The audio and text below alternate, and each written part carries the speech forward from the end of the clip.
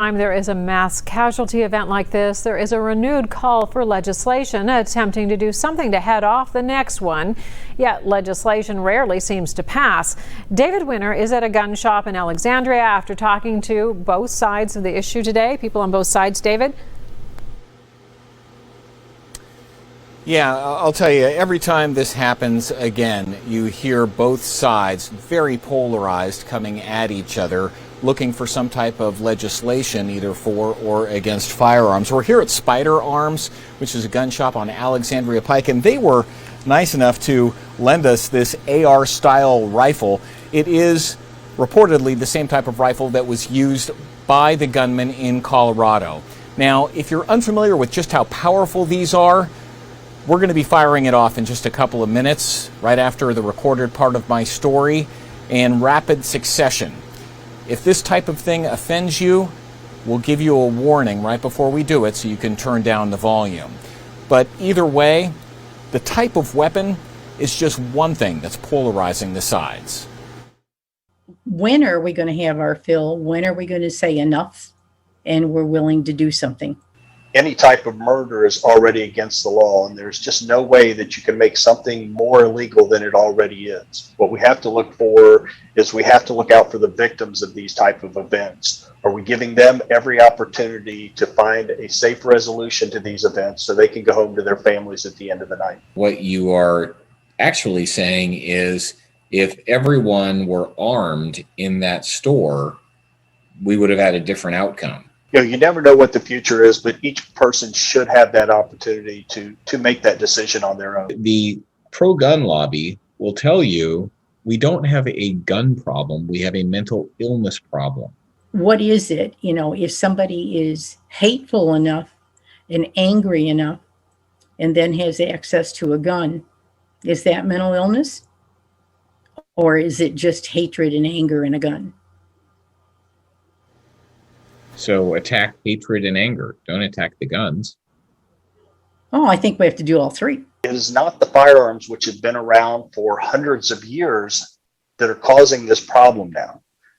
The problem is that we live in a violent society, which is continuing to get more violent, and that's where the focus has to be. The pro-gun people say no to everything.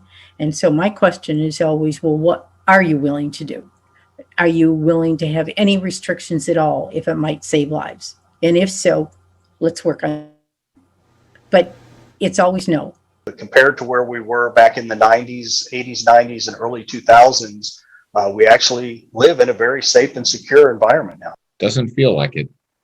That I would agree with you, and that's why we have to leave the decision to each person on how they choose to keep themselves or their families safe. So why keep fighting?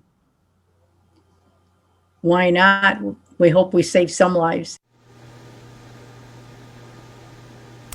Well, like I said, if this is the kind of thing that offends you, you might want to turn down your volume now. We're going to fire this in rapid succession just to show you what kind of power this thing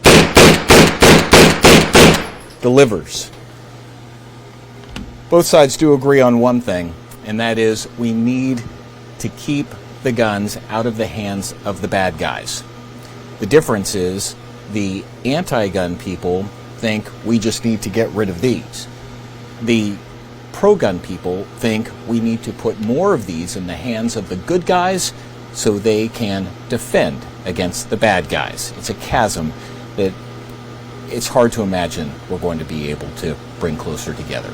Yeah, but David, some of this has to do with our conversation too, because we're saying pro-gun, anti-gun, and I think it is sometimes people who are pro more legislation or anti more legislation, as opposed to just saying pro and anti-gun. You know, so the conversation needs to change, and maybe the language needs to change too as we go forward, so we can come together.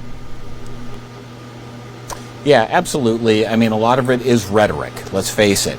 But in order to simplify the points is why some people will say pro-gun, anti-gun, one way or the other. There are liberals who like guns, and there are conservatives who don't. I know hunters who want more legislation and hunters who don't. So it's not a simple. Going forward, we will all learn. All right. Thank you, David. And currently in Ohio, there are 7 gun control bills under consideration, ranging from background checks to gun show sales. There are 4 anti-regulation bills, like designating Ohio as a Second Amendment sanctuary state. And